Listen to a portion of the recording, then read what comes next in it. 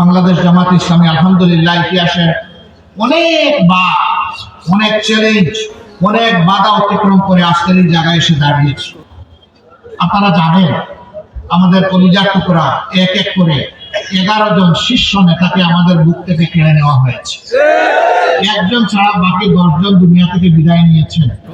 একজন যিনি বেঁচে আছেন তিনি এখন পর্যন্ত এই পরিবর্তিত বাংলাদেশেও এখনো তার ঘাট থেকে জুলুমের বোঝা সরে নাই। তিনি আমাদের প্রিয় ভাই এটিএম আজহারুল ইসলাম।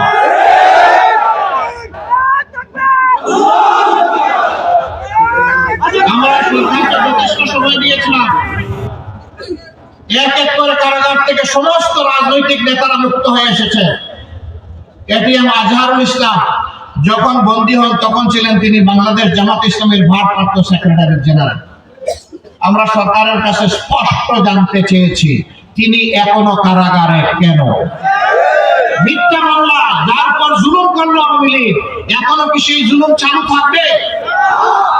এই জন্য এই দলের একজন ছোট্ট দায়িত্বশীল হিসেবে আমি ঘোষণা করেছি যে আজহার ভাইকে ভিতরে রেখে আমি আর বাইরে থাকতে চাই না। সরকার যেন আমাকে গ্রেফতার করে কারাগারে পাঠানোর ব্যবস্থা করে।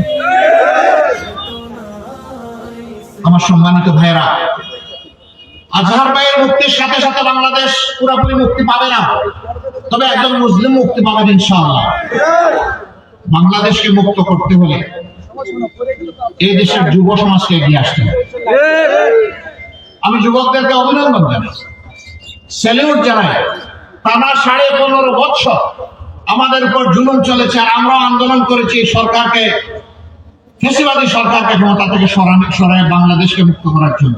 আমরা পারিনি, আমরা রাজনীতিবিদরা 15.5 বছরে পারিনি, কিন্তু সেই সমস্ত কষ্ট, দুঃখ, যাতনা, জুলুম একত্রিত হয়ে যে শক্তি তৈরি হয়েছিল আমাদের ছাত্রদের নেতৃত্বে, সেই শক্তির বলেই আলহামদুলিল্লাহ বাংলাদেশ মুক্ত হয়েছে ফ্যাসিবাদের কবল থেকে।